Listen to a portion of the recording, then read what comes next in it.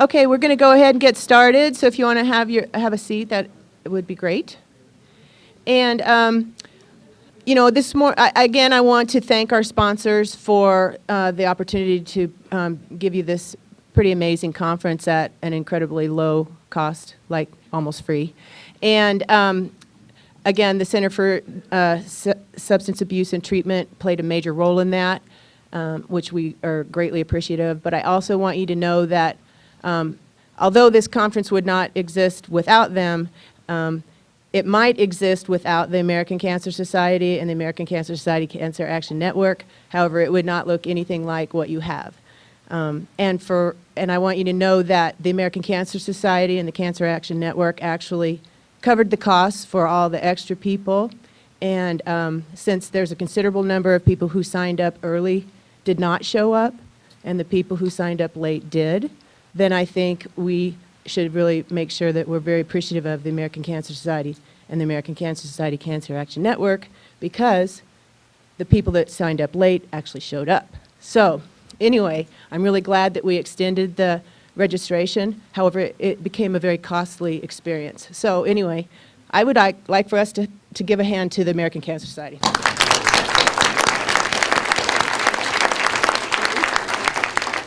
Okay. Our next speaker is Steve Pasek.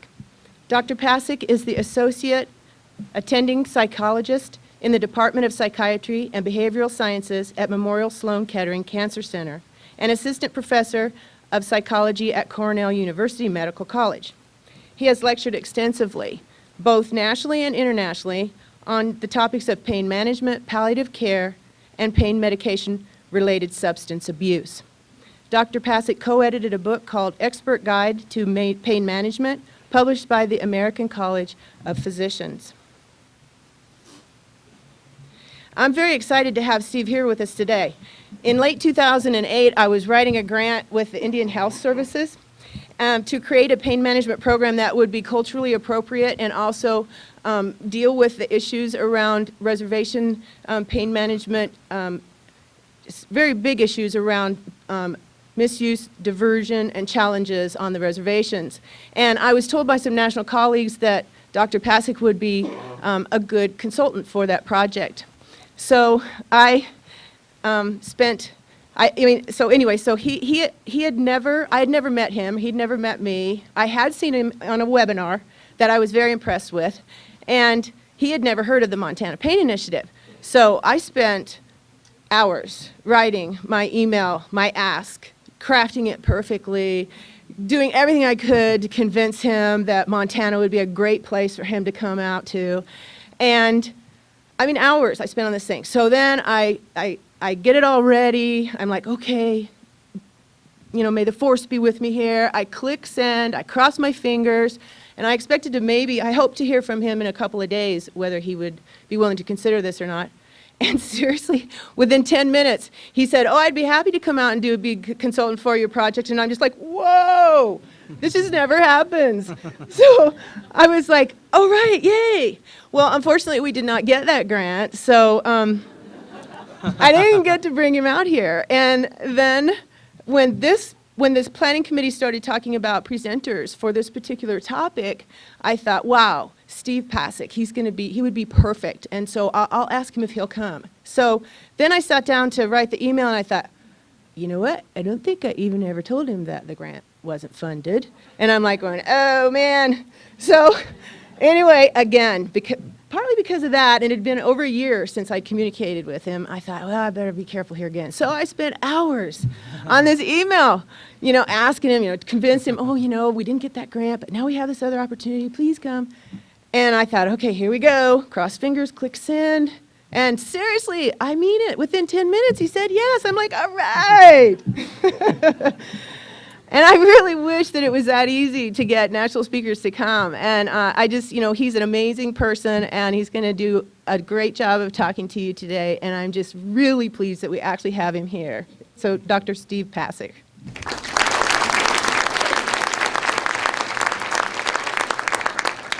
I'm just going to pull you up here. Oops, there you are.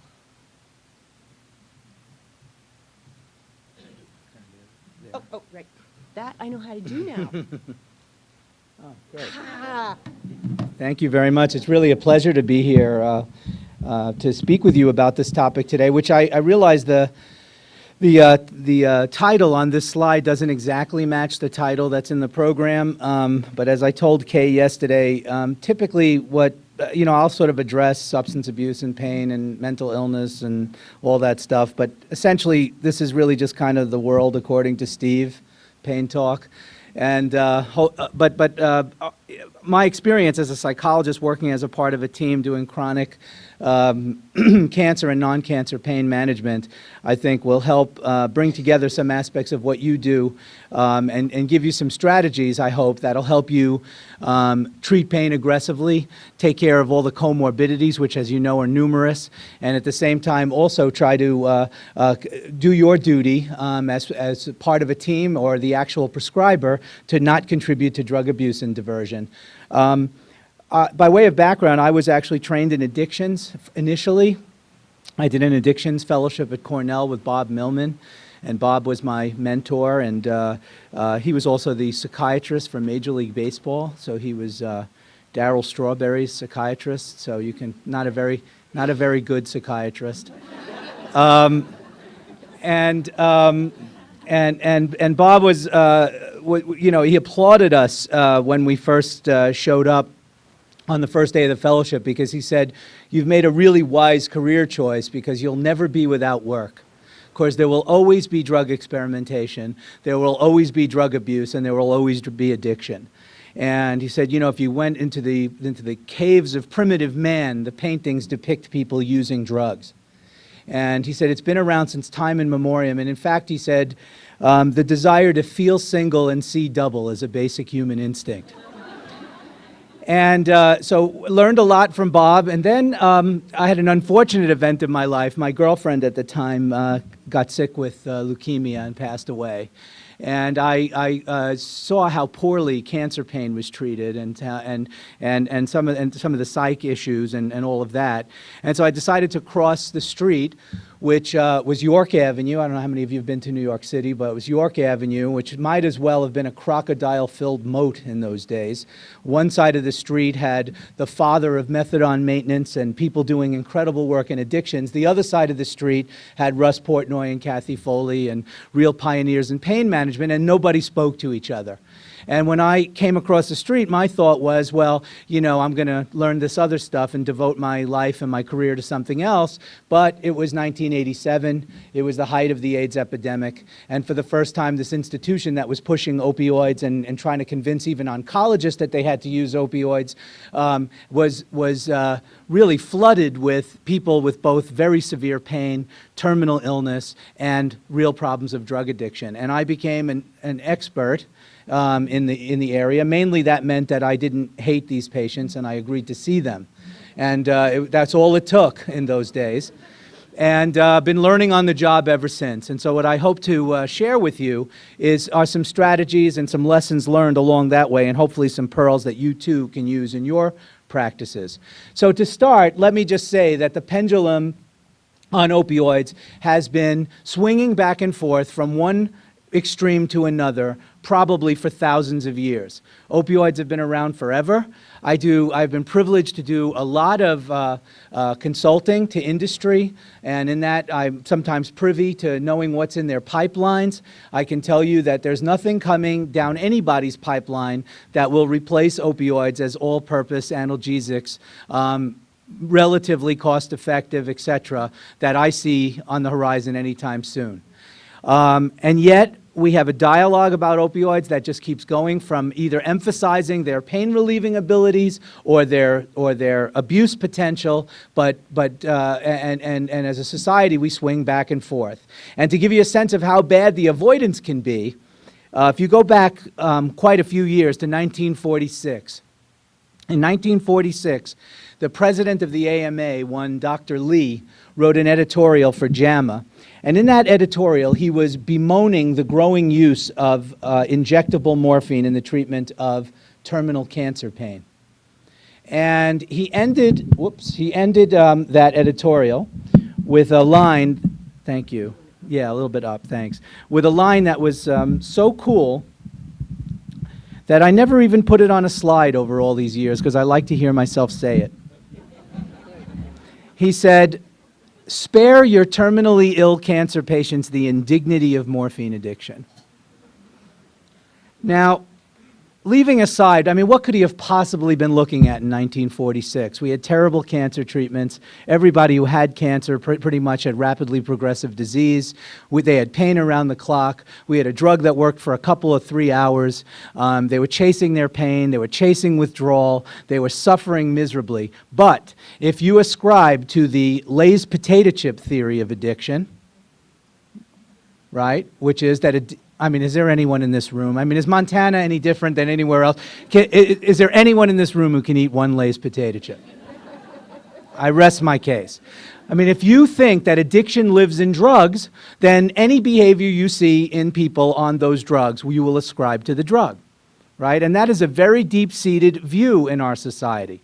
And let me just say it up front, because I'm going to come back to this, because that's what this whole talk boils down to, is that addiction doesn't live in drugs. Addiction is the end result of exposing vulnerable people to potentially abusable drugs at vulnerable times.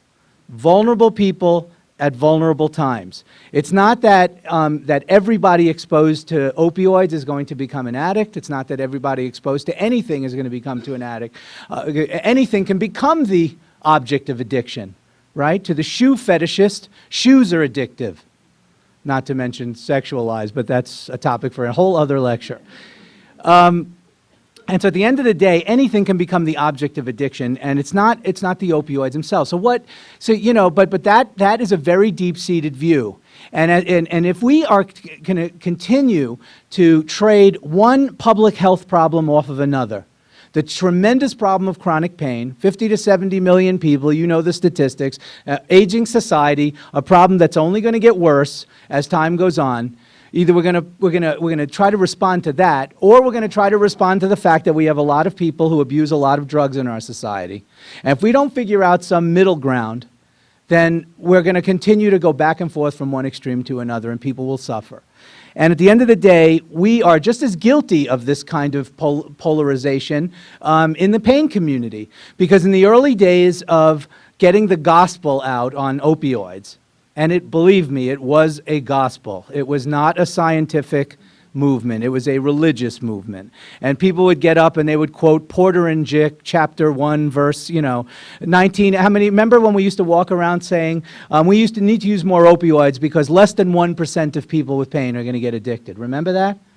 Do you know what that was based on? It was based on scripture. It was based on a paragraph-long letter to the editor in the New England Journal of Medicine by Porter and Jick. Remember, 11,884 patients went into Boston area hospitals, got exposed to some opioid, and only 4 cases of documented addiction followed. Remember that? Anybody ever read it? Should have read it. It would have only taken 30 seconds. It was a paragraph. But this is very poor scholarship that characterized our field. There was so much zealousness to do what we could to treat pain that we trivialized addiction. And the battle cry was, opiophobia must go, right? Reduce the fear, just reduce the fear, prescribe more opioids, and we'll all march off into the sunset a lot happier. Pain will be ameliorated, and we'll just be a little bit more constipated, but basically happy, right? We did not teach Addiction Medicine 101, which is what we should have taught.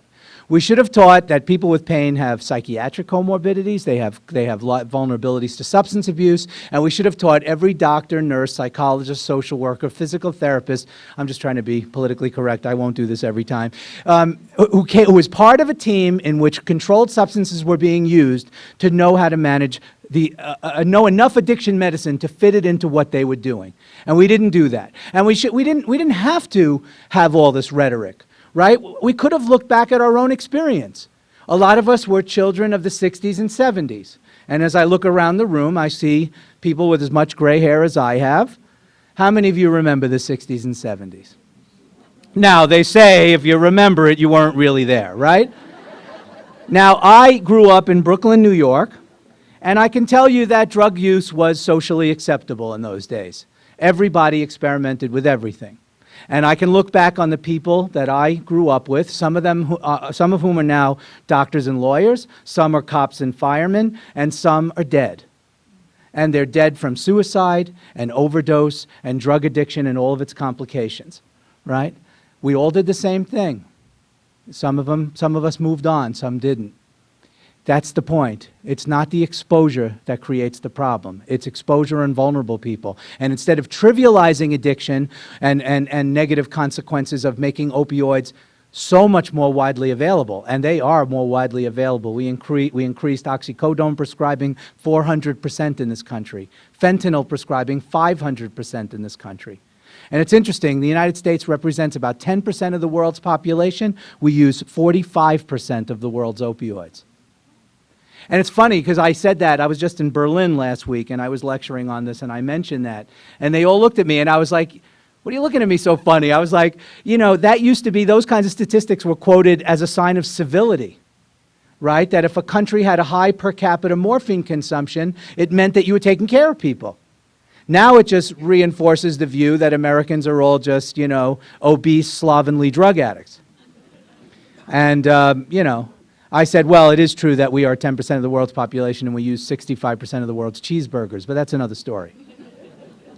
No, but the point is we do a lot of opioid prescribing. We should not have embarked on doing a lot of opioid prescribing without teaching Addiction Medicine 101, and so that's what we're going to talk about today. Now, of course, at the same time that we were trivializing addiction, what was going on? The OxyContin story started to get written. How many of you think the OxyContin story is actually about oxycodone? Meaning to say, oxycodone is a more addictive opioid than other opioids. Who believes that? Not a single hand. Because you're too smart for that, right? You might be wrong, but you're too smart for that. Why might you be wrong? My colleague, Jim Zachney, is a psychologist at the University of Chicago. He does these interesting studies. He brings college students into his lab, and he gives them opioids in blinded fashion. Kind of makes you want to go back to college, doesn't it? And he'll give them oxycodone, hydrocodone, morphine. He usually uses like lorazepam as a control. And the kids sit there and they fill out these rating scales like, I would recommend this to a friend. I feel very high right now. You laugh, but those rating scales have been around since the 1950s. They were developed in Lexington, Kentucky. Lexington and Fort Worth, Texas used to be the site of the two federal narcotic farms that existed in the country. They were federal narcotic prisons. Most of the luminaries in substance abuse actually did their public service in those places, and they developed drug liking scales. And in fact, they persist to this day. If a new drug comes out and they bring recreational users into a lab and they give it to them, if they like it, it gets scheduled. That process continues to this day. Interesting, right? They don't give it to pain patients. They give it to people who abuse them to decide if they should be scheduled. That's how Lyrica ended up as a scheduled drug, because some addict liked it somewhere. Anyway, so you know what happens when you give these college students oxycodone? Not only do they get elevations in opioid-like liking scales, they get elevations in amphetamine-like liking scales. No other opioid does that.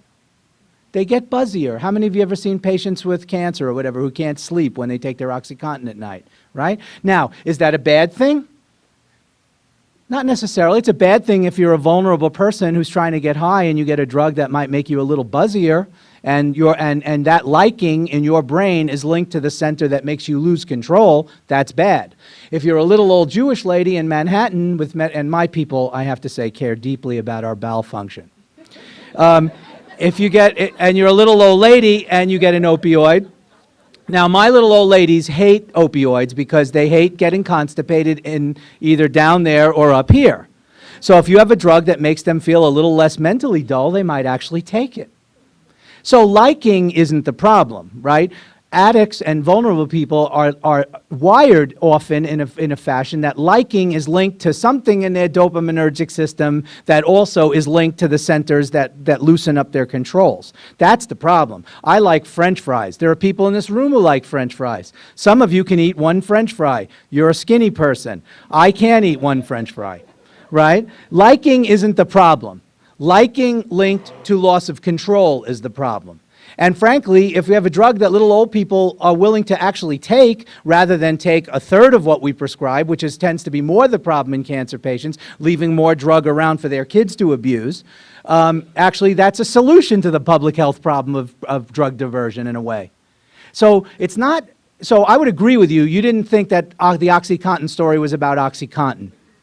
And I would mostly agree with you. But there is something different about OxyContin, oxycodone. There is. And OxyContin, debatable whether or not actually, in my mind, it's a long-acting delivery system in any case. It releases 38% of the drug in the first hour. It's a roller coaster. It's like 2 honkin' doses of oxycodone if you're on an 80 milligram. And so I think it's not where I would start in a high-risk person once I'd done that risk assessment. Unfortunately, pain doctors, cancer doctors, and others prescribe mostly out of force of habit, don't do an addiction history, and then prescribe oxycodone just because that's the drug they know how to use the best. That's a mistake.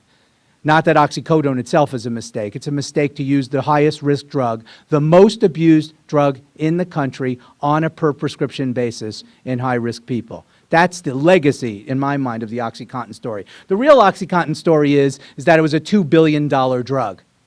And it was misrepresented as a long-acting drug that would stop you from having to worry about addiction.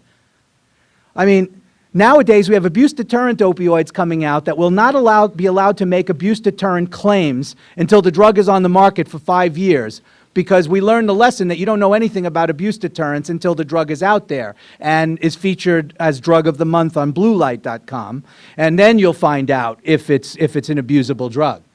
But in the early days, OxyContin actually, ironically enough, had abuse-deterrent messages in its labeling. Yeah. It said, well, this is like a long-acting drug. Addicts like short-acting drugs. Probably it's not going to be abused as much. What naivete. I'm telling you, it was a religious movement. It wasn't a scientific movement. And I mean, they could have gone to 3 guys, from where I grew up, 3 guys named Vinny, and given them the drug and given them a half an hour with a ball-peen hammer and running water and a cigarette lighter. They would have told you everything you needed to know about how to get the drug out of the delivery system. And of course, with the old form of OxyContin, all you had to do was crush it. It turned to a powder, and you could snort it, because it would turn into immediate-release oxycodone. And so we unleashed the drug. We didn't teach people addiction medicine 101, and that's really the problem. The media, of course, told the Lay's potato chip story, right? This is the lowbrow version. The article in Newsweek actually featured a picture of Eminem's Vicodin tattoo. If you don't remember anything else from today's lecture, just one pearl from me to you. Someone comes in and they have an opioid tattoo. Don't give them that opioid. Just a little tip from me to you, okay? Then Barry Meyer, a little more highbrow in the Times. I spoke to that guy until I was blue in the face. That guy wanted to write a story about how doctors were duped by the pharmaceutical industry into unleashing a drug abuse epidemic, and that's what he basically wrote. He wasn't open to that much input. Rush Limbaugh, of course, pretty much my model of mental health. You guys laugh. I was in Tennessee recently, and I said that, not one laugh. See, in Tennessee, he is the model of mental health. Rush had a backache. Next thing you know, he's buying $30,000 worth of OxyContin from his housekeeper. That could happen to anybody. And then Heath Ledger, When Heath Ledger died, how many of you remember what he said what his parents said to the media? They said, "Our beautiful boy died of doctor-prescribed medicines taken in small doses." Again, the blame placed squarely on the drug and the doctors, and that was the initial societal and governmental response. And I'll come back to that in a second. But what a missed opportunity. When Heath Ledger died, he had 3 opioids and 3 benzos in his system, no documented pain problem, no documented psychiatric problem. This was flat out doctor shopping and drug abuse. And, you know, his young fans could have been educated that just because doctors prescribe them doesn't mean they're safe to play around with. And that was really a missed opportunity. You know, and all of this rhetoric on this less than 1% of people will turn into abusers. In our society, less than 1% in people that we actually give the drugs to, when 6 to 10% of our population is addicted to illegal drugs, 15% are alcoholic, 25% are addicted to nicotine, which is interesting in the chronic pain setting, by the way. About 21%, more or less, overall now continue to smoke. Chronic pain patients, 2/3 of them smoke. Interestingly, and this is a dilemma, we can come back to it maybe later on, but a real dilemma because 2/3 of chronic pain patients smoke, and there have been surveys linking smoking to abuse of your opioids while being treated for pain. But people don't really know what to do about it. You're going to treat your smokers differently? I don't know. 33% of our population have experimented with illicit drugs at least once, and 50% are hopelessly addicted to Oprah. So we have a lot of addiction in our society. We have a lot of, what that translates to for us as pain people is that we have a lot of potentially vulnerable people out there, genetically, psychiatrically, and otherwise. And when you add on that it takes about a year for somebody to find their way to a person who knows something about treating pain, by then they're depressed, they're demoralized, their wife can't stand them, they haven't had sex in a year, they probably lost their job. These are vulnerable times. If you add in the genetic and psychiatric vulnerabilities, you have a recipe for disaster if those patients are treated just like everybody else. And remember, in the early days, we did the cancer pain model, right? The cancer pain model is what? It's essentially a self-titration model. Here's your short-acting opioid. Take as much as you need. Once we figure out how much you need, we'll give you a long-acting. We'll let you continue to rescue yourself with your short-actings, and that'll all be cool, unless it's not cool. And my oncologist colleagues get away with murder, right? They never ask about addiction, and yet they don't have to pay the piper that often. Why? What is it about cancer, do you think? Does cancer protect you against addiction? Of course not. I mean, if anything, addiction's a risk factor for cancer. There ought to be more addicts in a cancer center than anywhere else. Right? Smoking, drinking, they're risk factors. It's not because they die either. It used to be that everybody thought, well, it's going to be a short exposure, so I don't have to worry, and the person's going to get progressively so much more ill so quickly they won't even be able to go out and buy drugs, and it's not going to be an issue. That's not today's cancer. That's your father's cancer. Today's cancer is 12 million people are living post-cancer. I've just completed a study on 200 survivors, 30% of whom have chronic pain. They're morphing into chronic pain patients. Even the patients who succumb to their disease, 2/3 of them live 2 years. So if you come to cancer with the disease of addiction and it goes unassessed, that's plenty of time to wreak havoc with your opioid. So it's time that some of what I'm going to talk to you about today that evolved in the non-cancer pain literature needs to start feeding back on cancer pain management also. Because, you know, some of the early accounts, I actually left New York for a few years. I know you can't tell listening to me talk, but I left New York for a few years and lived in Kentucky at the height of the OxyContin epidemic in Kentucky. And I can tell you that there were an awful lot of cancer patients dealing drugs in rural Kentucky to put groceries on the table. Okay, so, you know, these issues are not cancer, non-cancer. Okay, even though we now have these dopey, like, labeling of the rapid onset drugs, right? You guys are familiar with the rapid onset opioids, Fentora and Onsalis and all those. Those are fabulous products, okay? They start to show up in your blood in 5 minutes. I mean, this is an addict's dream. So the same thing that makes these drugs perfect for the relief of breakthrough pain is the same thing that would make an addict love them. But to make it, so that an arthritic person can't have them doesn't make any sense. The issue is the assessment of who's at risk, whether you have cancer or arthritis or whatever. But I would put it to you, the reason why my oncologists get away with murder, it's not because people die, and it's not because they don't live a long time. What do you think it is about cancer that makes it a little bit different? They're older.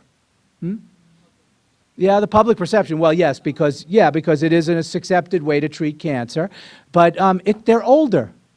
Cancer patients, cancer is still largely a disease of people 50, 60, 70, 80 years old, and 85% of the addictions in the world will be manifest by the age of 35.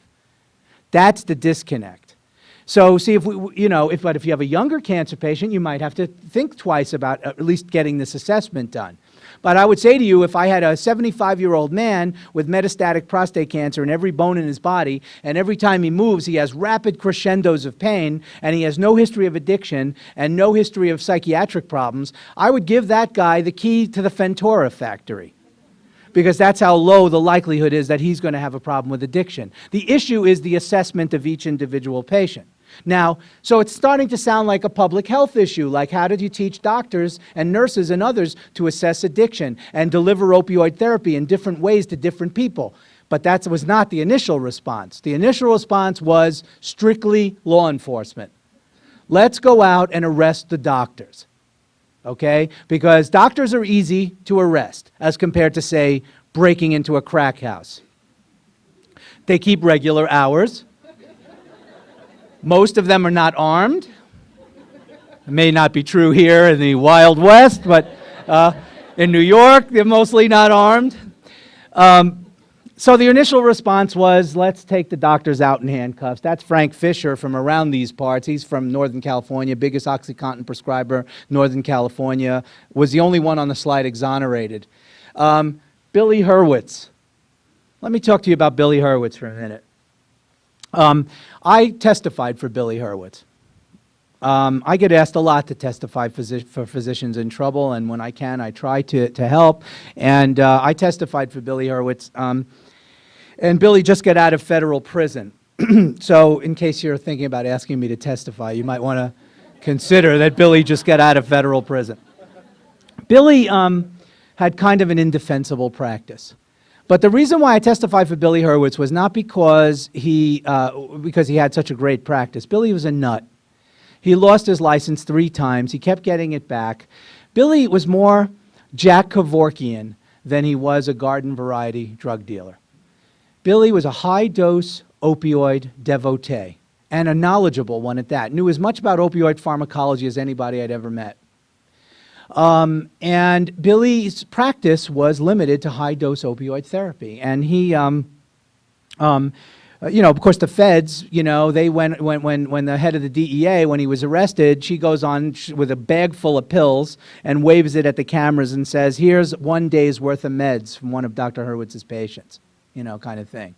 So it's all about volume, right?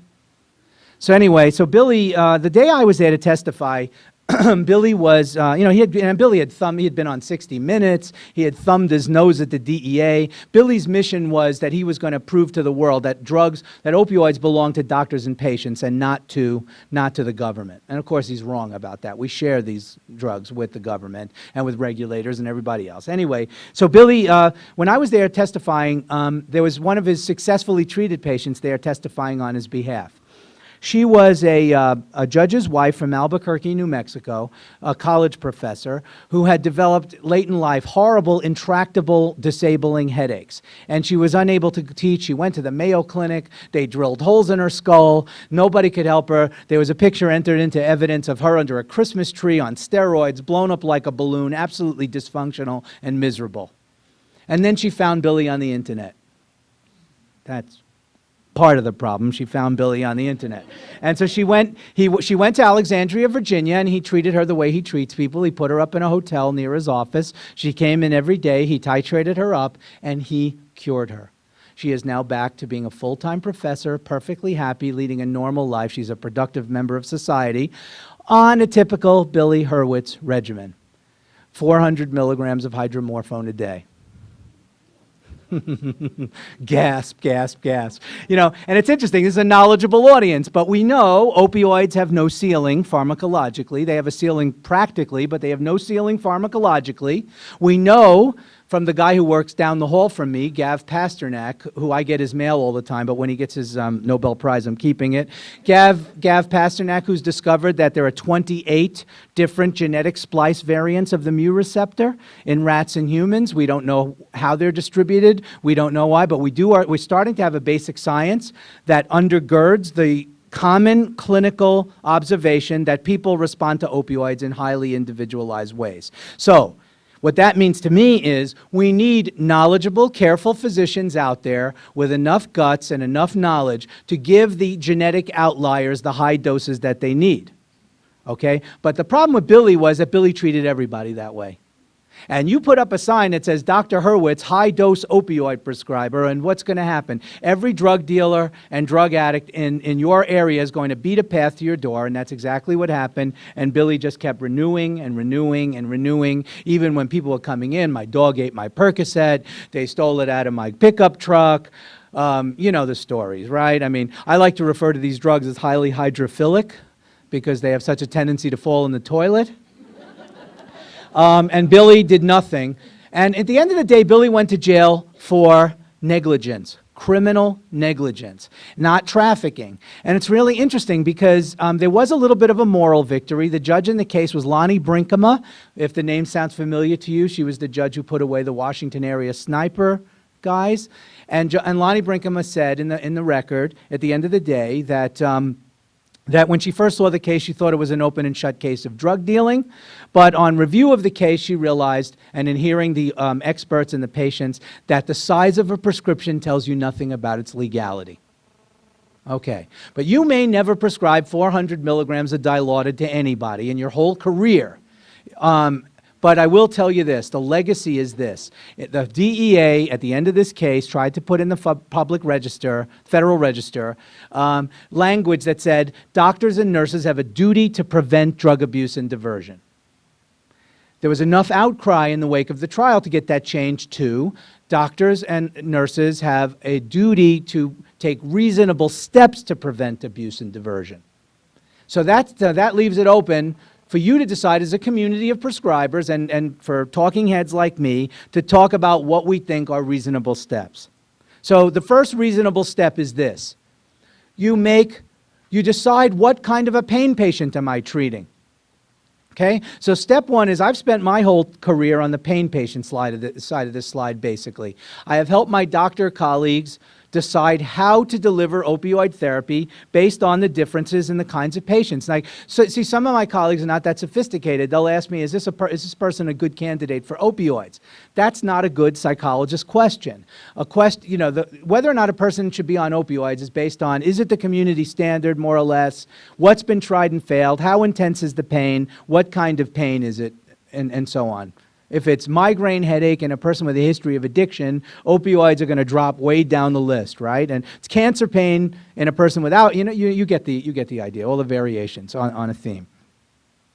And then what a psychologist can answer, or you can answer in your own risk assessment is, how do I do opioid therapy? Not the same cookie-cutter approach to everybody. The OxyContin disaster in southeastern Kentucky, and I was living in Lexington in those days, the disaster was that high-risk people were being treated like low-risk people. So if you use an approach that I'm going to outline later, and if you use a high-risk approach on everybody, that's wasteful. 78-year-old little old ladies peeing in cups for urine screens every time they come in is wasteful. But it's not a recipe for a public health disaster.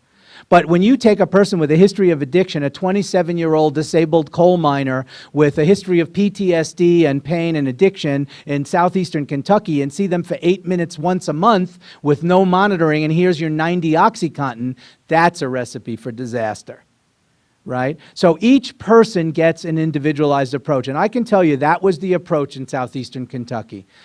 And frankly, if you ask me, I have not heard from the pulpit enough people get up and say that the third-party payers deserve their share of the blame for the prescription drug abuse problem because they forced high-risk people into low-risk treatment strategies, right? We won't pay you for extra visits. We won't pay you for the drugs that we think are more expensive but maybe safer. We won't pay for the urine screens. And nobody ever takes them to task.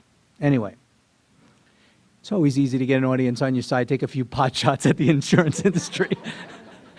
So then once you've decided someone needs opioids, the next question is, are they a person with a history of addiction? Are they actively abusing? Are they likely to be adherent? And let's not forget this very large group in the middle, the chemical copers. And this is a group that I've turned more of my research attention to. And the funny thing is they outnumber addicts in pain practice probably 4 or 5 to 1, because the addicts will get themselves thrown out or something eventually because they come in with cocaine in their urine and no morphine. They do stuff that pain doctors just can't hang in there with sometimes with opioids. But the chemical copers, you kind of intuit what I'm talking about when I say that, right? I mean, these are basically, your couch laying, cigarette smoking, marijuana puffing, Jerry Springer watching patients, right? And by the way, just another rule, opioids and Jerry Springer, they don't mix. I mean, it's neurotoxic. So now, the reason why these patients are problematic is because, and you've probably seen them, everything will be going swimmingly until they get emotional about something or they have a job setback or something, and all of a sudden they're running out early. And they're in early, and what are they treating? Anxiety, insomnia, a new depression, a new family problem. What are they treating? Very hard to sort out. But the difference between the chemical copers, I think, and why they're so problematic is because they need attention to their comorbid psych stuff. They need simplified regimens. They need rules, and they need a process to get them activated again. And or something that is virtually missing from every pain program on earth, some form of vocational rehab to help them find their way back to work. That is one of the biggest oversights in our field, is that we don't do any voc rehab often to get people back on their feet. But in any case, these patients will often not get themselves kicked out, and they scare doctors because they're on a controversial therapy and they're not making advances. And then you have your adherent patients. And so obviously you don't do, your therapy the same way. But, nowadays what we also have to worry about is that the adherent patients are bumping up against the non-medical users. And the non-medical users now, so let's say your patient is Granny and she's fine and she's going to take her medicines as prescribed, but her college-age granddaughter is coming over for spring break. And I picked that example carefully because college-age women are the fastest growing group of non-medical users in the country. Okay? And so all of a sudden, what do you do? What does Addiction Medicine 101 tell you to do? Do you switch drugs? Probably not. But you at least do some education about drug storage and securing the meds and things like that. That has to be part of what we do even with the adherent patients today. Because you all know these statistics. You probably saw them yesterday during the lecture on drug abuse. Pain relievers, just a little bit after we started to prescribe more of them, they became the #1 drugs of abuse. It's been exponentially rising. And probably most important, and this is what scares me as the father of a high school student, that marijuana and pain relievers have been running neck and neck for years as to which will be the first drug that kids will turn to for their initial experimentation. And this year, pain relievers lost out to marijuana, but it's been a horse race for the last several years. And, when I was a kid and, if marijuana was the first thing you used, so maybe you'd run the risk of ODing on Dunkin' Donuts or something. But, nowadays a kid shows up with an 80-milligram OxyContin pilfered from Granny's medicine cabinet and crushes it and makes a couple of lines and they snort it. People die. And in rural Utah, where I've worked with the health department, rural Utah? What's going on in rural Utah? Answer, nothing. But remember, Mormon kids want to experiment too. And what do Mormon kids not do? They don't drink. So where do they go to get high? Like everybody else, 60% of the non-medical users go to friends and family to get their drugs. And so they go to the medicine cabinet, and there are 2 unintended opioid-related deaths every week in rural Utah. So the destruction has been unbelievable. This I already quoted you, that oxycodone is the most abused drug on a per prescription basis, and I'm going to skip this to get to the clinical part because I'm running out of time because I've been too verbose. I'm not getting enough oxygen to my squash, so Okay, so how do you start doing your own risk management and how do you treat people, whether they have depression, comorbidly, etc.? First of all, you have to be clear about your documentation and what your outcomes are. How many of you don't know the 4A's? Does anybody not know the 4A's? I've been talking about this for so long. It's from a paper I wrote some years ago with Herman Weinreb. I've been talking about this for so long in the pain community. There are now 6 A's. The other 2 are all right already. This is a documentation strategy. It's also a patient education tool. It's also a way to keep people off of your back and to keep the outcomes of opioid therapy, regardless of whether the person has comorbid depression, anxiety, whatever, in front of you. You're looking for a good outcome in 4 domains. A pain note is not pain stable, renew hydrocodone number 180. That's not a pain note. A pain note is Mr. Smith's pain went from the moderate to severe, severe to the moderate. He's now able to attend church on Sunday and help his wife out with household chores. He has some constipation, but he's responding to a bowel regimen, and there's no evidence of aberrant drug-related behavior. That kind of documentation, plus an occasional laying on of hands, meaning to say a physical exam, because every time I've ever defended a doctor, they bring in some retired orthopedic surgeon who thinks that nobody, including their own mother, should ever have a Vicodin, and they'll say, well, he wasn't examining the patient every time. This clearly wasn't a doctor-patient relationship. Are you kidding? You know? But anyway, lay on of hands and corroborate the self-report with some form of compliance monitoring. And that's what we're going to talk about. See, because this is my dog on opioids. This is not a good outcome.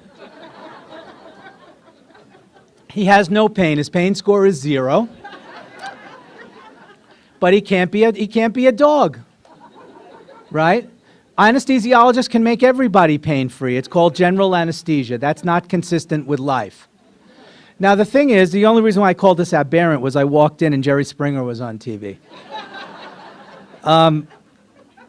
The point is we're trying to make functional people, and opioids will be part of that, but if someone has an untreated depression, it's not reasonable to think that the opioids are going to reverse the depression and everything else. So when you plan your strategies, you have to do these other assessments too and get those things dealt with. Poor coping, lifestyle changes, smoking cessation, exercise, weight loss, treating of depression and anxiety disorders. You cannot expect to get a functional person just from opioids if the pain intensity is not the only thing that's interfering with function, right? And a lot of us have to learn how to motivate people. We don't learn this in doctor school and psychologist school and every other school, right? How many of you learned motivation? I mean, I'm a shrink and I didn't really learn enough about motivation. See, you guys, how many of you are physicians? You did your psych rotation, right? So they sent you to a mental hospital and you looked at some schizophrenics for a week. See, if I ran a medical school, during residency, you know where what I would have you do for psych? I would take you down to the used car lot and I'd have you watch an expert change someone's behavior. Because it's all about behavior and attitude change. And I'm going to have to skip this in the interest of time. So let's say somebody's acting funny on their opioids. They're running out early. They're doing things that make you uncomfortable. Those have been referred in the literature to red flags. I don't think they're red flags. I think they're yellow flags. You see somebody running out early, something like that's going on. As a clinician, you got to ask yourself a question. What am I looking at? Is it addiction? How do you know if it's addiction? Addiction is manifest by the 4 C's. Is the patient having craving? Are they compulsively using? Are they out of control? Are they continuing to use despite negative effects? If it's not those 4 C's, then it might be something else. Maybe the person is treating inadequately medicated pain. Maybe they have some other psychiatric diagnosis that needs to be treated and addressed, and they need a referral to a shrink. Maybe it's a criminal. By now, you can probably tell that I'm a pretty darn good clinician, right? Don't I exude that even... how many of you are good at telling who the criminals are? You know, there are studies where they bring actors mixed in with the real patients to see doctors and nurses, and then after the day's over, they say which ones were the real ones and which one were the actors. There's not a published study in that entire literature with a detection rate better than 1 in 10. And by the way, don't feel so stupid or bad because federal court judges can't tell either. But they expect you to tell. These studies have been done. They can't tell either. They don't know the difference between an actor and a drug dealer. Okay? But you're supposed to know. So anyway, I, being the kind of clinician that I am, I figured out once that one of my patients was dealing his drugs. You know how I did it? The cops brought him in handcuffs. And because I'm like an observant guy, I was like, wow, was he wearing handcuffs last visit? 75-year-old man with metastatic cancer selling his opioids to buy groceries. And the thing we were doing wrong was we were calling it in. We hadn't seen him. We hadn't corroborated. We hadn't ever checked his urine to see if the hydrocodone was in there. Nothing. Progressive cancer, we made the same mistake that everybody makes. Okay, so now let me skip to this. This is the clinical strategy. And we like to call it the risk management package. So everybody gets their own individualized risk assessment and stratification. No more, remember the stuff you learned in school, 3 or more tattoos? If you had to look out there that everybody's got 3 tattoos now, so forget that one. Everyone gets it. Use of prescription monitoring program data if it exists, and if it doesn't exist, I have 2 suggestions. Do you have a decent prescription monitoring program? None. New York's is miserable also. Compare that to Ohio, where if you're about to write a controlled substance for someone, you can go on the computer, put in a patient identifier, and in 15 seconds, you can get back every controlled substance written for that patient in Ohio, Kentucky, and West Virginia, and who wrote it. Okay? If you don't have one, 2 suggestions. 1, lobby your Congress to get you one. The law was passed by the federal government a few years ago, but not funded. Yeah. Get on it. The other thing is, if you're in a practice, figure out ways, either electronically or otherwise, to close the loop in your own practice. I can't close the loop in my own hospital. Every time I sign on to my computer system, the darn thing tells me to wash my hands. But I can't get it to tell me who's somebody that, shouldn't get opioids from multiple prescribers. People can go to psych, medical oncology, radiation oncology, and get duplicate prescriptions all over the hospital. So at least learn with your coverage and whatever, close the loop in your own practice if you can. Compliance monitoring is important, education and gizmos for storage, highly structured approaches and abuse deterrent formulations, and I'm going to go through this in very rapid pace. Okay, so everybody gets their own addiction risk assessment. It used to be that you had to do a psychiatric interview. Now there are measures normed and validated on pain patients. There are so many of them, it's a veritable alphabet soup.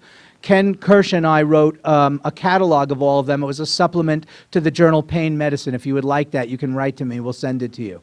A lot of people like the opioid risk tool, which I'm about to show you, because it's brief and you can make it part of your medical record.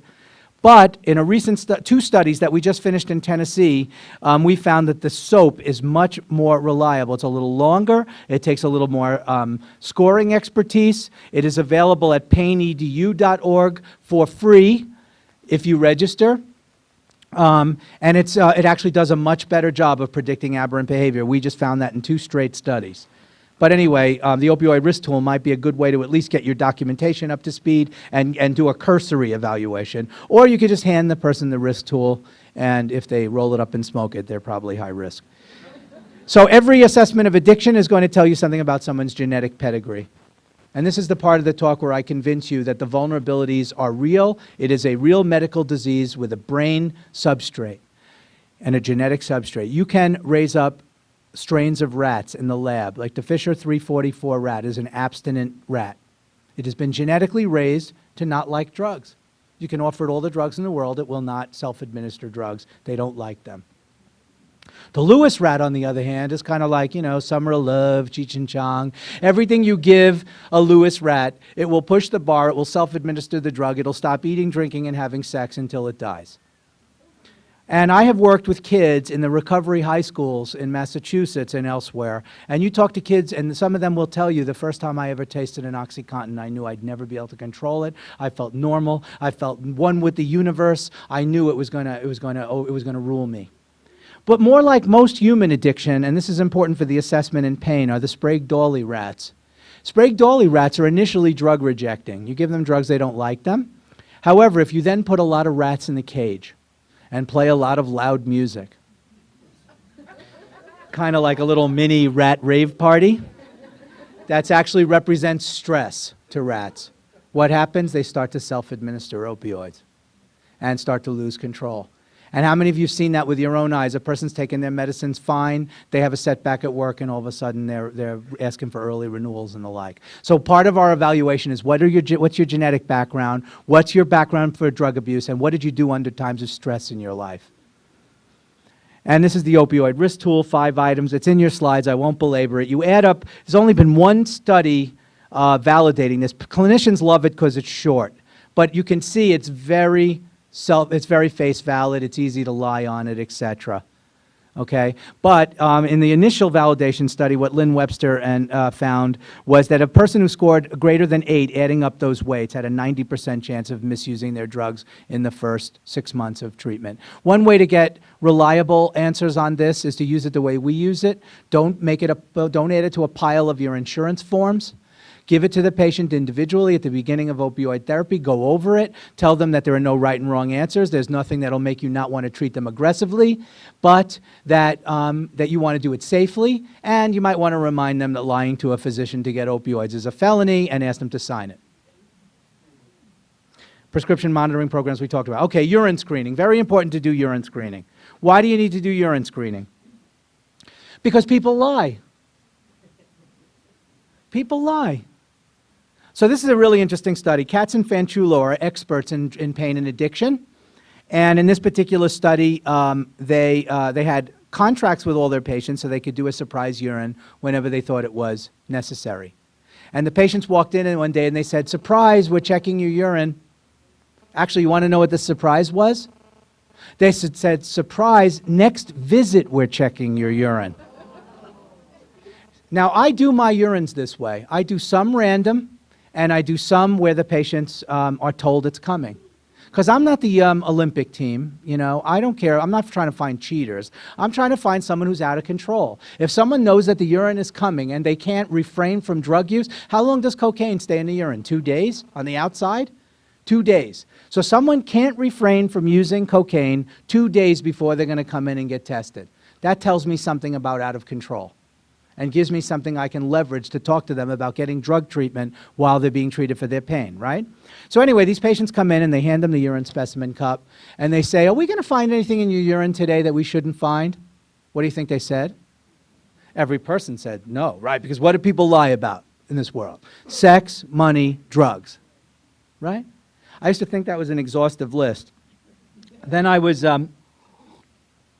in Portland, Oregon, at Oregon Health Sciences University. I was giving this talk, and there were people there from all over the campus, including the dental school, and from the back of the room, someone yelled out, "Flossing."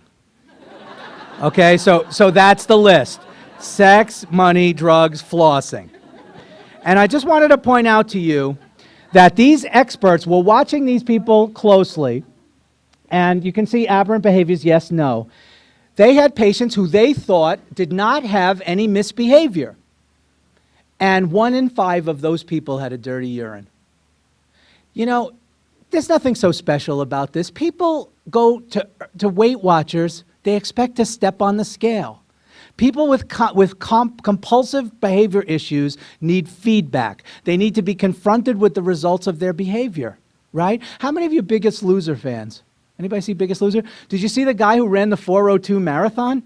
I mean, these are people that weighed 500 pounds that 18 weeks later just ran a marathon. Unbelievable. One guy ran a 4:02 marathon. He gets on the scale at the end of a month at home in the marathon. He gained 2 pounds. And he said it's hard to lose weight while training for a marathon. And of course, Jillian got into his face on that one. But see, that's the thing. He was overeating, and he didn't want to admit it to himself. He was over-exercising and overeating. This is the kind of thing. People need that feedback. People also need to be educated about storage of drugs. Don't share them. Don't leave them out, of course. This gizmo is in front of the FDA right now. The Medica Safe, this thing holds a month's worth of medicine. It can be programmed to dispense it on a schedule that you program in. And if it's tampered with, it sends you an email. Pretty neat, right? If they can't figure out how to make it grind my morning coffee, I'm buying one. Then we have these abuse deterrent opioids. This is not approved. This is Ramoxi. This is sustained release oxycodone and 10W40.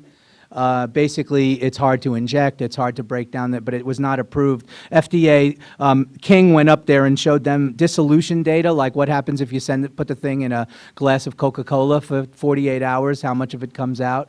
And the panel said, I want to see 72-hour dissolution data. And I was there that day, and I said to them, I said, I used to live in Kentucky. There are people that are willing to like smash up grains, mix them with water, cook them, and put them in a barrel for 8 years to get the drinking right. It's like, what do you want to see, 8-year dissolution data? This is one of our problems at FDA right now, is we have this massive problem, but people don't seem to like the idea of incremental improvements. They want to see something that's either foolproof or not. This is Embeda. You familiar with Embeda? Embeda is Cadian, but except that all of the little pellets that are inside the capsule, they're all 12-hour delivery systems of morphine. However, inside of Embeda's little tiny pellets is sequestered naltrexone. So if you open up the capsule, take out the pellets, crush all the pellets, and snort it, there's enough naltrexone to block the euphoria. So that's an interesting approach, and there'll be more of these. But the reason why I put them last is because they will not replace everything else I just told you. So finally, let me put it all together in a quick approach. The opioid renewal clinic approach at the VA system in Philly is a very good approach for you to think about. This is for people who have been problematic in primary care. They have to go to the Second Chance Clinic.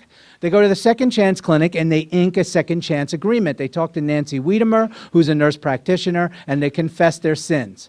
And Nancy says to them, okay, we're going to help you be a compliant patient. We're going to give you only a little bit of drug at a time. We're going to do some compliance monitoring, either in terms of urine screens or pill counts, and we're going to see you frequently, and we're going to get you counseling.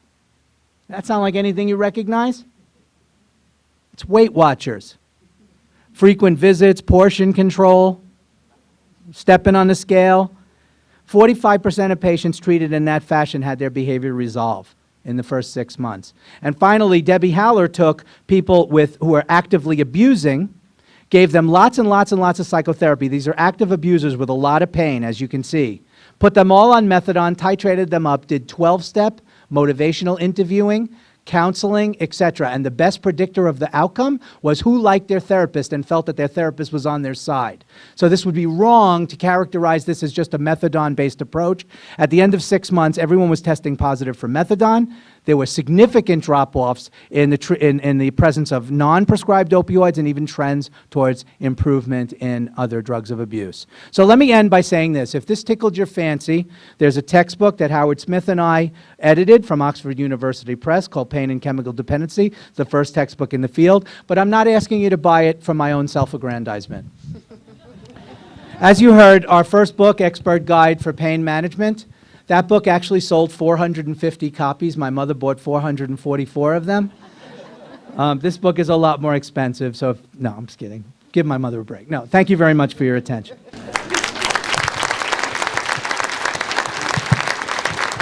Questions? Questions? Comments? My biggest problem when I drug test my patients seems to be, of course, when they come up negative for something that should be there. Is there The diciest thing to interpret as it happens. Is there anything in terms of any other medication interactions, anything else that could be there to make them negative when otherwise they should not be? Yeah, that's a very good question. And that's the hardest thing to interpret. A negative result, first of all, the first thing you have to do is get on the phone and talk to somebody at the lab who knows something. Okay, so the first thing is find out what you want, the limits of detection. Sometimes if they're doing a urine screen based on federal guidelines or whatever, the cutoffs are too high for the kinds of doses we sometimes use in pain management. And sometimes you'll get educated. I one time had a guy who was on the highest dose of amphetamine we ever had anybody Ritalin that we ever had anybody on. He was on methadone, and he actually operated heavy machinery for a living, and he said he was drowsy, so we gave him, he was on 90 milligrams of Ritalin. He even had a history of a lost prescription, was very worrisome, and we sent him to the lab, and he tested negative for amphetamine, and we freaked out, except until we learned that methylphenidate doesn't test positive for amphetamine. Okay, so you have to find out. That's number one. Number two, the interpretation of a negative urine, first of all, you have to know certain drugs are not that detectable in urine either, like fentanyl. Okay, so and oxycodone can sometimes be hard if the cutoffs are too high. But also the interpretation of a negative urine is complex because it might represent someone who's selling. It might represent someone who's binge using and used it all up in the first week and now is out. It might represent somebody whose family members are pilfering it and they ran out, etc. So there's a whole range of interpretations short of the most draconian, most worrisome, which is drug dealing. So I think the thing is, at that point, you sit down with the patient and you talk to them and you try to find out what in fact is going on. A lot of my older patients with cancer were being sort of terrorized by drug-abusing grandkids and others who were taking their medicines, and it only came out in the setting of a negative urine. And you sit down and you try to come up with some family or other situation then for that problem. And, you know, what I would do is, if I had the person on oxycodone, I'd probably get them off oxycodone. I'd put them on morphine. I'd give them probably a very small window. I'd see them once a week in case they were binge using, so I could make sure they didn't have a lot. And I would see them frequently, and I would loosen up as time went on, but I would do whatever I could to help them get back into some compliance. And that's sort of the short answer, but you get my drift. I think the worrisome urine screening results really have to, you have to take them very seriously when it's oxycodone or hydrocodone, because they're the most averted drugs in the society. Morphine, ironically enough, is often not very abused. I mean, it would be abused if everything else disappeared. I mean, in Brooklyn when I was growing up, when the marijuana disappeared for a while, they were smoking banana peels. So, they'll still use anything. But morphine tends to be less abused. The one time I don't like to see a lot of morphine used is if I have a person who has a history of heroin use, since morphine is a metabolite of heroin, and then I wouldn't know if they're using heroin or not. Time for one more question.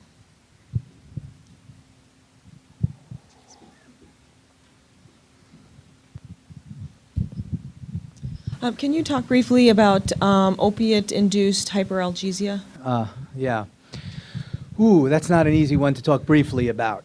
It's very, let me say this. Opioid-induced hyperalgesia is an extremely controversial topic.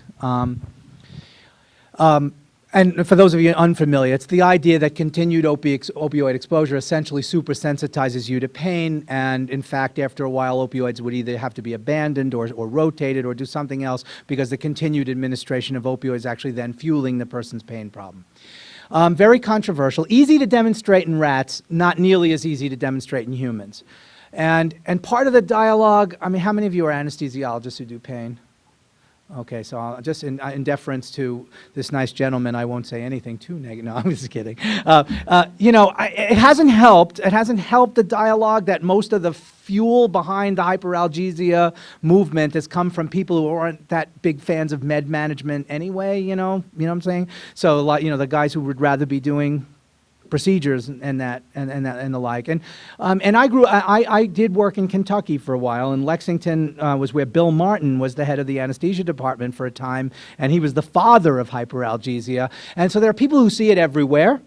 And then there are people like Gav Pasternak, who is arguably one of the most notable people in the world on opioids, but very bombastic, who likes to say that in 30 years of clinical practice, he's never seen a single case.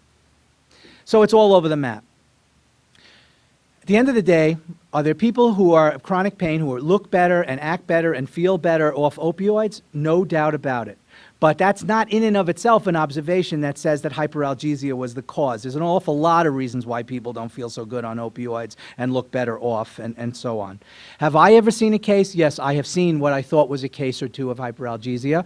What tends to happen is if somebody comes in and they have like a very specific kind of a pain, and then they come in, they've been on opioids in a while, and all of a sudden they feel bad all over, and it's generalizing, and all that's kind of going on, that makes me suspicious of it.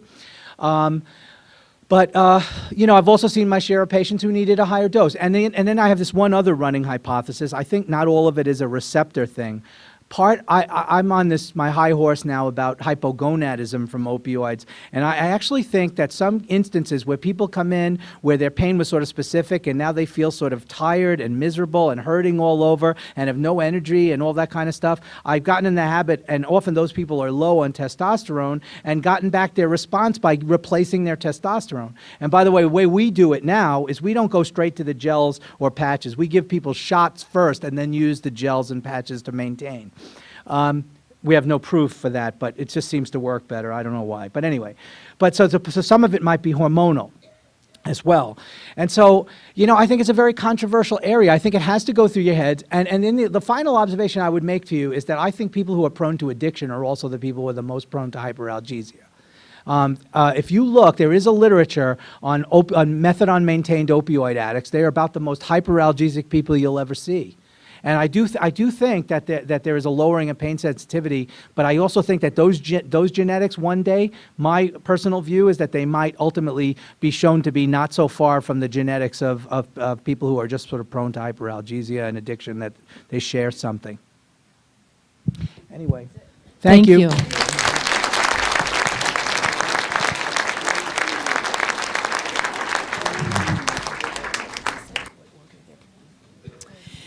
What's up next for us as a panel? Our planning committee really wanted to have you guys have an opportunity to hear some stories from 3 different perspectives of folks who have had experience with opiates. And so we have with us Trish, who is, and please come up and have a seat. We have Trish, who is going to talk to us about her perspective and experience as a family member. We have Patricia, who is going to share her experience with us about her entree into addiction via pain. And we have Nicole, who is going to talk to you about her pain journey and how sometimes the challenges that she experiences, challenges related to how people who misuse or abuse their medications or are sort of, what happens with some collateral damage around us focusing so much on this or being so challenged by people who are misusing their medications. we're going to have each of them tell their story about 10 minutes each, and then we're going to field questions. They're agreeable to having questions at the end of their time, okay? And I just want to ask for some grace if we do run over into lunch, a few minutes, if we could just hold out and we'll adjust the schedule accordingly, okay? All right. Is this on?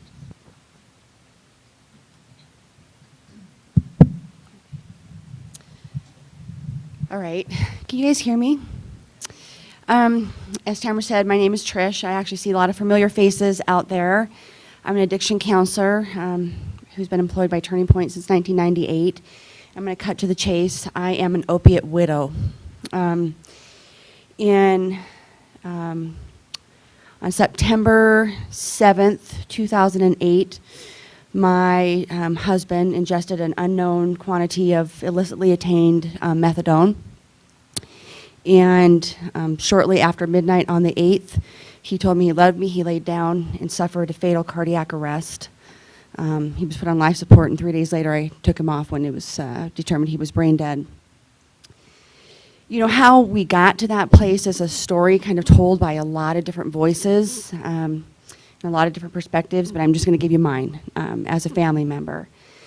So I'm going to back up a few years. In 2005, my husband was injured pretty significantly on the back of a garbage truck. His hand was injured, and that required 2 orthopedic surgeries, and they were pretty significant surgeries, and lots of physical therapy, and he was in severe pain. They actually had cut out a piece of his bone and fused and did all kinds of business. And through that journey, he was very honest with his doctors. He was a recovering addict. He had worked very hard to get into recovery, and he would tell anybody who listened at that point that he was in recovery, and he was very nervous about pain meds but he needed pain control, and so he was being treated with Demerol, and he was on Demerol on and off, but mostly on for a period of about 7.5 months. And when he was released to go back to work, his medications were discontinued, and he was fine for about 3 days. And on day 3, to say he was out of his mind would have been an understatement. He was in incredible crisis. He didn't know what was wrong with him.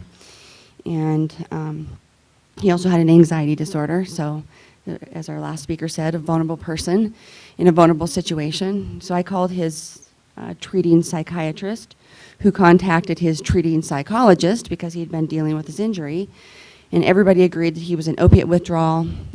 His orthopedic physician was contacted. They put him on a taper schedule, and he dosed and was fine. It was magic. He was fine. And he followed that dose to a T, but he was crushed. He thought he had done something wrong. He thought that to be dependent on opiates, that he had blown his entire recovery. And it really was a blow to him. But he was diligent. He didn't miss appointments. He did what he was supposed to do. He talked to his doctor, and he was off opiates eventually, and he was off for 2 weeks, and he was great. I mean, he was golden. He really looked good and felt good and was back in the back of the garbage truck, and then the unthinkable happened, and he collapsed at home with severe abdominal pain, and nobody knew what was wrong. Rushed him to the hospital, and they didn't really know, but it looked like his gallbladder had went south, and he needed surgery, and they medicated him in the hospital, and he just cried. He just cried in the hospital and said, "I'm never going to be free of these things." And the doctor's like, "Aaron, your pain is pretty big here. We got to do something." Sent him home. He was scheduled for surgery, but he collapsed again, and this time he went to the hospital with a high fever, and his pancreatic enzymes were through the roof, and things were really bad. He was very, very ill, and 3 days later, his gallbladder was taken out. And when he woke up from surgery, he would tell anybody who listened, and anybody who knew him knew that he talked to anybody who would listen anyway, that he felt better, and that he couldn't believe the relief. And we went home, and he started a taper schedule again, and again got off of the opiates. And he was very proud of himself. He was working hard to stay off the drugs, and he didn't like them. He didn't like how they felt, and blah, blah, blah. And then the unthinkable happened again, and he collapsed at home. And off we rushed to the hospital. And this time he was gravely ill and hit intensive care. Distended liver, thought it was an infection. Pretty soon I started hearing words like necrotizing pancreatitis, 70% mortality rate. And nothing in the world at that moment could have prepared me for watching my 32-year-old husband laying there, medicated out of his mind, and having a doctor tell me that if his pancreas was necrotizing, that he had a 70% chance of dying. I had 3 small children at home, life to look forward to, and a lot of education, and I was just paralyzed, and I couldn't talk. There was nobody to talk to. The little social worker that came in to talk to me was 12. And in the face of my incredible grief and fear, backed away and said, "I'll talk to somebody," and I never saw her again. It was a mystery. 9 days in the hospital, got better, and, they were like, well, it was a complication of the gallbladder surgery, 10% of this, blah, blah, blah. Went home, and then the unthinkable happened again. And he collapsed again. Went to the hospital. And this is when I first heard the word chronic pancreatitis. We didn't know what that meant, but we knew it was bad. Anything with the pancreas is bad. Nobody likes the pancreas to be injured. Pancreas and esophagus, you don't want to injure those 2 organ systems. It's bad, I hear. So this sort of started this merry-go-round of going to the ER and getting hospitalized and so on and so forth. And it went on like that for a long time. And we seemed to have some control, but he was back on high levels of, at this point, Oxycontin, and then he'd have crisis and end up back in the emergency room and high pancreatic enzyme counts, and they try to keep him out of the hospital. And that went on, and we moved into, from 2005 through 2006 this way, and into 2007. And then he hit a crisis, and he collapsed. And this time it was a really big deal. He went to the hospital, was immediately put in intensive care. And I want to back up. Prior to this particular visit, he had had several visits to the ER, and something seemed to shift. And it was like they couldn't really find out what was wrong with him. They knew what was wrong with him. There was measurable illness, but yet it was as if some of the doctors were suspect, and they started blaming the patient. So, kind of in the interest of time, this last episode, he was denied treatment. There's no other way to put it. He went to the emergency room. He was told he was med-seeking by this physician. and was told he wasn't going to be given narcotics for pain. He was sent home. 5 hours later, he collapsed. 2 hours later, he was in intensive care with pancreatic enzyme levels in the tens of thousands. His renal functions had gone south. His liver functions had gone south. He was a really sick guy. And then they put a stent in his pancreas, and everybody got real excited because things went through the roof. And we didn't know what to do. We ended up in Seattle and Virginia Mason, and they said, "Oh my God, your pancreas is a mess." And they went in and they did a bunch of surgery and cut it and stented it and, I don't know, built the scaffolding around it. I don't know what the hell they did, but they did stuff. And he felt better, but he still had pain. And he had been a chronic pain patient with his regular physician, but at this point we actually shifted into a chronic pain regimen, and he got very good treatment. We were really pleased with that. But at some point he shifted, and his physical pain, I think for him, became indistinguishable with his psychological pain, and he could not see through that anymore. And somewhere in it, he crossed that line into addiction again. And in September, he took a urinalysis for his pain doc, passed it with flying colors, and 2 days later was sitting on life support as we all looked at each other and said, "What just happened?" And he had gotten methadone that had been diverted by a patient here in town. And do I know why this happened? No, I don't know. Do I think anybody's to blame? No, I don't. I think he made choices. But he was very, very, very vulnerable, and he was very sick. And he was often treated like a criminal when he would show up at the hospital and not treated, and then he'd have measurable illness. His pain was undertreated until we actually got into the pain management clinic, and unfortunately we just weren't able to spend a lot of time with him. I think the thing I really want to say to all of you is, did he want to die, and did he want to be in addiction? No, he didn't. He didn't want to leave his family, and why this happened is a big mystery, but what I will tell you that it brings to light, I'm a good clinician, I'm talented, and I'm savvy at what I do, but I couldn't see it. Because addiction is big and it's powerful, and it takes a lot from you. And we have to be compassionate. The one thing that happened that I think could have been prevented is the first time he was denied treatment and told and treated like a criminal in the emergency room is when he stopped telling his docs he was an addict. That's when he stopped. Because he could say, "I'm afraid they won't treat me." And I was afraid of it too, because we had seen it happen. So that's my story.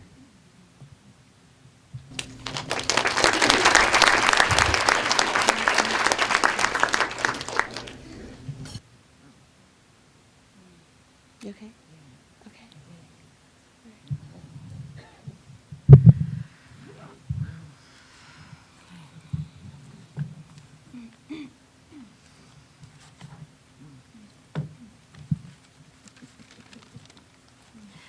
Hello.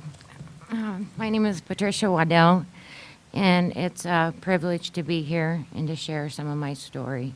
I'd like to take this time to make an amends to the 40-something providers that I probably have come in contact with. Now my amends list is under 300. Is that an exaggeration? Probably not. There actually probably is more, unfortunately. Wow. During over 20 years, I have battled with drug addiction. During that 20 years, I have maintained periods of sobriety, some consisting of several years.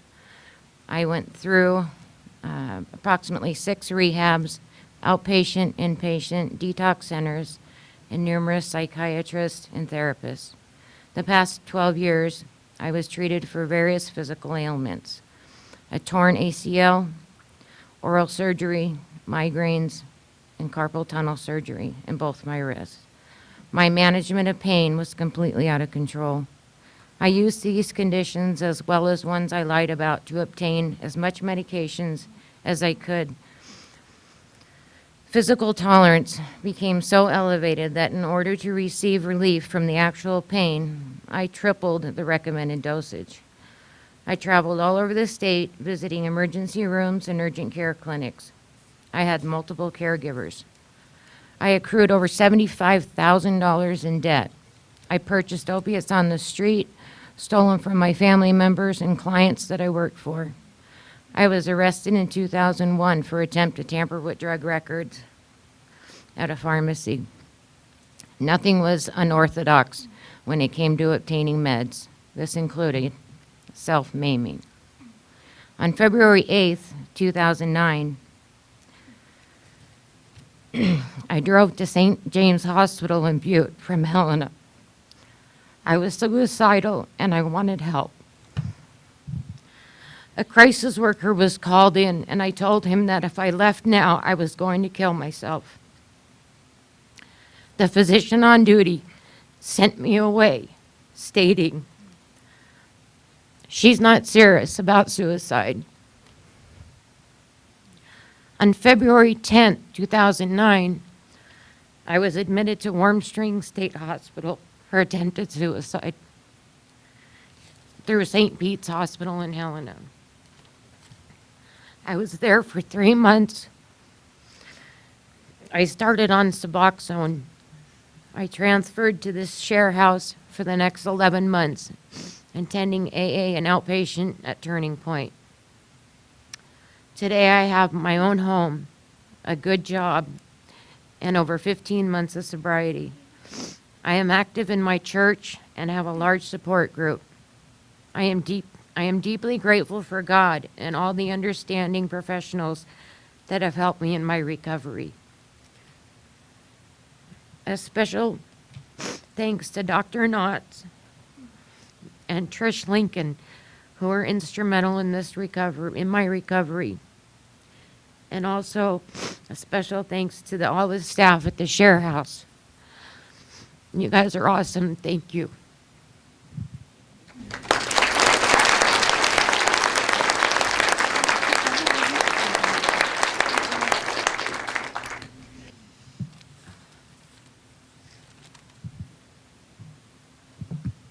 Is this one on too? Can you guys hear me? Okay. Oh, goodness. Hello, my name is Nicole Dunn. I'm 30 years old and I live with chronic pain. In July of 2005, a board had fell on my barefoot in the garage, causing immediate swelling and pain. Nothing was broken or fractured, but the injury was simply not healing properly. I had intense coldness in the foot, and the swelling and pain continued for months. I went to a podiatrist 2 or 3 months after the injury, and he told me that it simply needed more time to heal. And I went back to him after another 3 or 4 months, and he had said the same thing. So I then got a second opinion and finally got sent to a neurologist who diagnosed me with the nerve disease RSD, or reflex sympathetic dystrophy, otherwise known as CRPS, complex regional pain syndrome, which developed as a result of my injury. RSD is a relatively unknown disease. There's only speculation about why the disease develops and also what can be done about it once it does. A very small percentage of people with this disease will go into remission, but in 70 to 80% of cases, this is a progressive illness and will spread to other areas of the body. In my case, it began on my left foot and has since spread to both of my feet and both of my legs up to my waist. And I also have slight symptoms in both of my hands. Early detection can be incredibly helpful, but there's a lot of misdiagnosis and misunderstanding in the medical community surrounding RSD. One study shows 40% of RSD patients see over 10 doctors in order to get a diagnosis. I've been walking with a cane for the past 2 years or so now, and last fall I bought my first wheelchair. It has been difficult adjusting to needing these things in my life. At first, I viewed them as things that made me handicapped, things that held me back from the life that I wanted to have. But as time went on, I realized that the cane and the wheelchair didn't make me handicapped. Only I could do that. I could choose to treat myself as disabled, or I could treat myself as a person living with a disability, and there is a big difference. I realized that these things served as vehicles for me to be more active and to do more than I would have been able to do otherwise. I have found that in the past almost 5 years now that I've had to be my own doctor in a way, which has been frustrating and overwhelming at times. At the stage of my illness, my pain management and finding a treatment plan that encompasses many different modalities in order to best deal with my chronic pain is sort of where I'm at today. It has been a long, harrowing journey, and it still continues for me. I have better days and worse days. On my better days, my pain is manageable and I can run errands and feel like a relatively productive person. And on my bad days, I can barely get out of bed. I enjoy staying as active as I can. I co-facilitate a pain support group here in Missoula that I started with a friend of mine in November, and we meet once a month. I also have recently become a state leader with the American Pain Foundation and help with the advocacy work that they do. And I'm also a hospice volunteer, and I volunteer at my son's school. I also facilitate a meditation group in town that I've been doing for almost 8 years now. Last fall, I was accepted onto disability, which was a bittersweet moment for me. While it has been very helpful to have the financial assistance, since I have not had insurance until recently and have paid for all of my appointments and prescriptions over the years out of pocket, it is also really painful to accept that my life is very different than I had imagined it would be at 30 years old.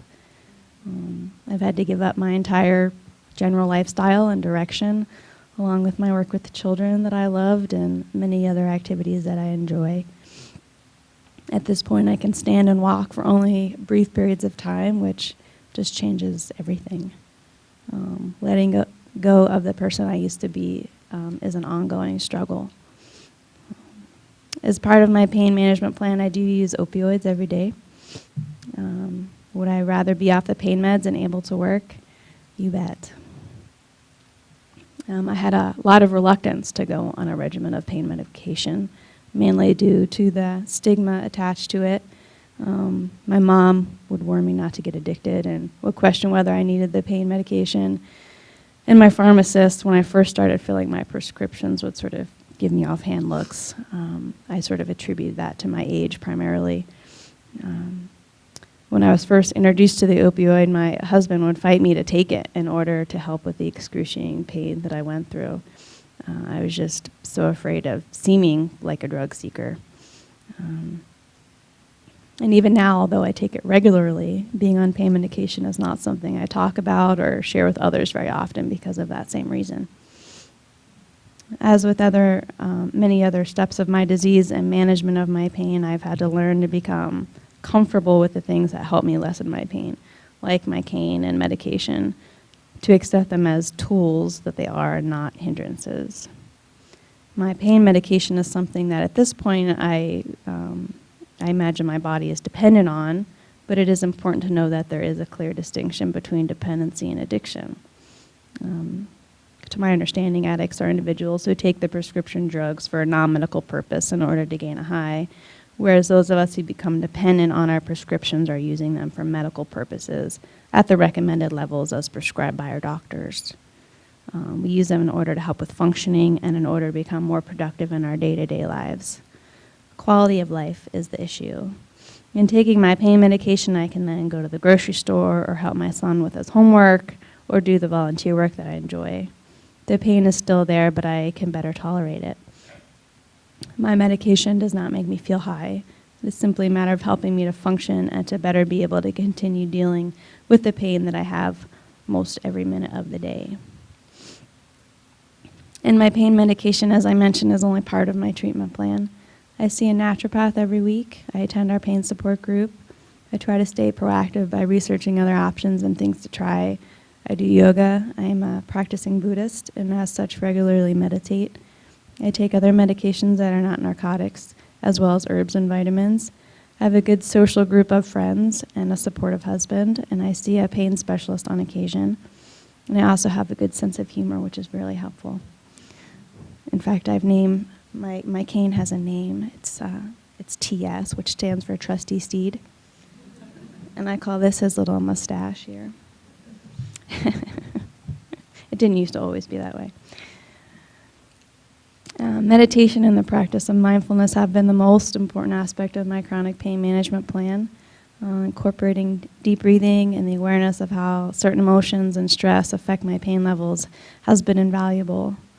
Over the years, I've tried acupuncture, homeopathy, therapy, hypnosis, physical therapy, massage, and I underwent a 2-week outpatient treatment of ketamine. It is a long and draining process to find one's own treatment plan that works. Pain is an individual thing, and what works for one person may not work for someone else. I am still trying to balance everything and find sort of the ultimate equation that helps to reduce my pain. But I am finding that pain changes day to day and sometimes minute to minute. Pacing myself is a very important aspect of my care and is also very difficult to do. As a young person in pain, I constantly have to remind myself of my limitations because mentally I don't want any limitations in my physical body. I want to be doing the things that I used to do. As a person in pain, I am searching much of the time to find something that works to help lessen my pain. It is important to try lots of avenues and to have good support for the mental and emotional toll that chronic pain creates. The mind and the body are very much connected, and to ignore that interaction is to leave out a big piece of the puzzle when addressing chronic pain management. I want to thank everyone for listening to my story today, and I really appreciate your time and your diligence and trying to find a solution that will help protect others from addiction while also safeguarding those of us who need the medications in order to live a better life. Thank you.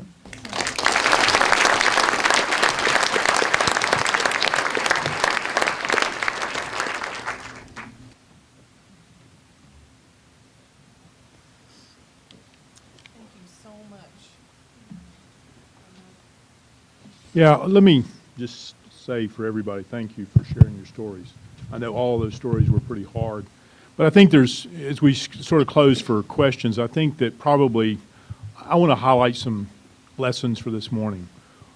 And if you take one thing away from this morning, I think that the message really is nothing is ever as it seems. And no matter what belief system we come from, we deal with these 3 pieces, and everybody comes from their different perspective. But no matter what belief system you really adhere to in terms of how you come to these patients, as long as you don't mistake that for reality, you're okay. So I would probably suggest that all of us sort of step back when you act dogmatically and begin to ask yourself, is it really as it seems to me, or is there something else going on? So hopefully this afternoon will clarify some of those things, but welcome back to Philosophy 101 at the University of Montana, and thank you guys. So questions?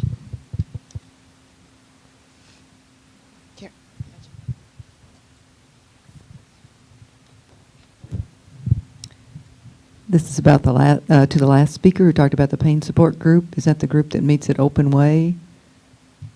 Yes, it is. And is that this Sunday? It is this Sunday. What time? 2 to 4. Thank you. Thank you.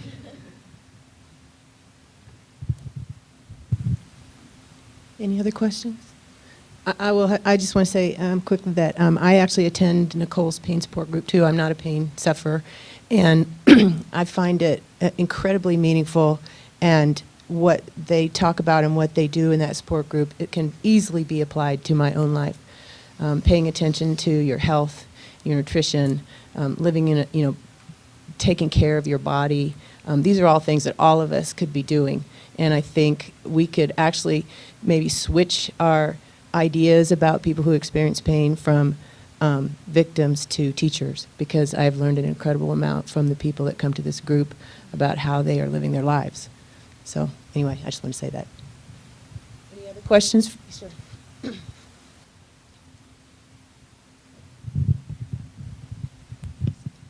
I'd like to thank all of you for the bravery you had in telling your stories. It's always nice to have the personal component behind it. This is a question for all of you. Is there something that you think that you actually experienced or didn't experience that would be helpful for those of us providing services to folks in all of your situations that really worked well for you, or something that maybe you didn't experience that would have been helpful to you? Well, I would have to say definitely when I was at the emergency room in Butte, St. James Hospital, and even after talking with the crisis worker, he was talking to the doctor and says, just let her go. She's just drug seeking, and she's really not serious about suicide. Please pay attention to that. And also, if you have patients that not only the same old bullshit lies about losing their meds, dog eating their meds, going down the sink, going down the toilet. When they say they're an addict, when I was an addict to a doctor, unfortunately, I was serious about that time. I maintained some periods of sobriety after that, but I was also able to receive narcotic pain medicines from that same doctor because I had something else going on. To me, it's really important to realize once an addict, always an addict. It doesn't change over time.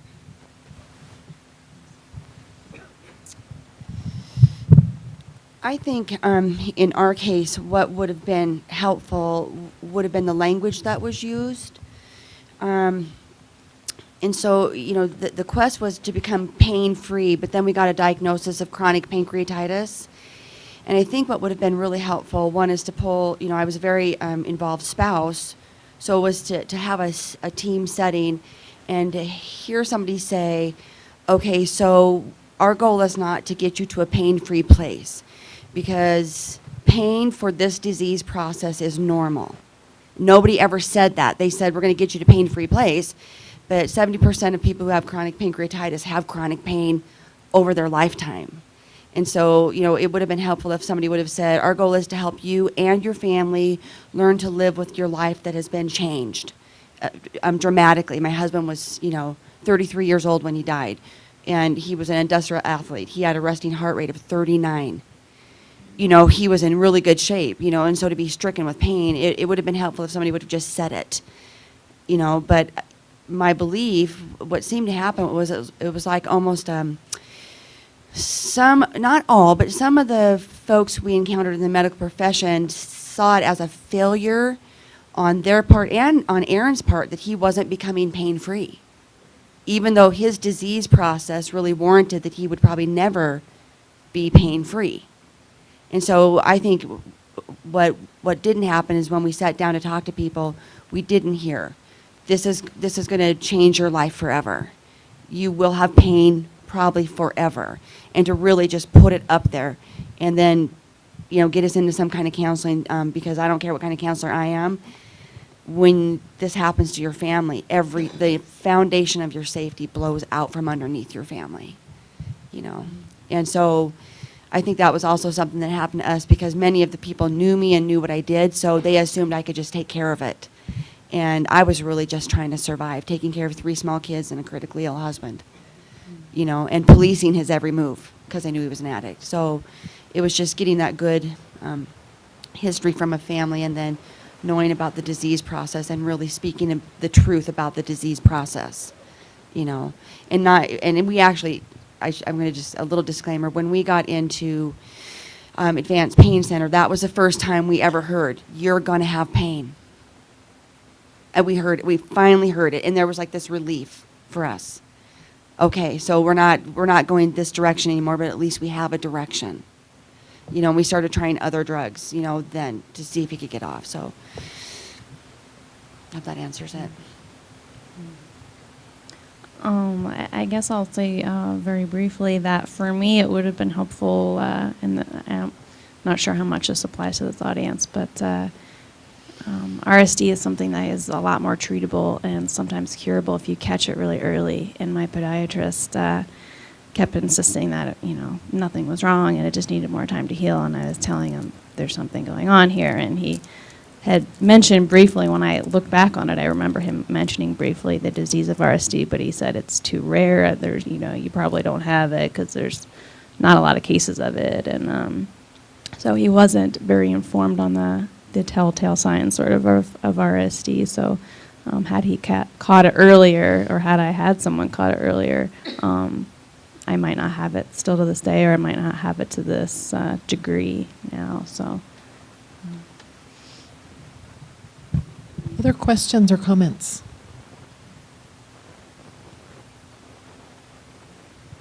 Okay, great. Well, we are right on time and are going to be breaking for lunch.